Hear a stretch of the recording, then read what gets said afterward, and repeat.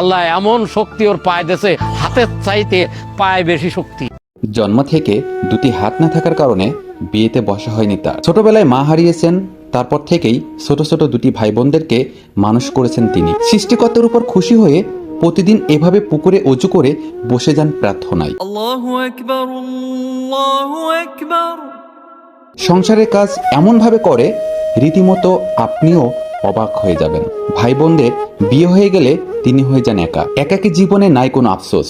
আর আমাদের জীবনে সবকিছু থাকার পরও আমরা আফসোস করি, কিন্তু এই মানুষটার লাইফস্টাইল দেখলে আমাদের জীবনে আর কোনো আফসোসই থাকবে না।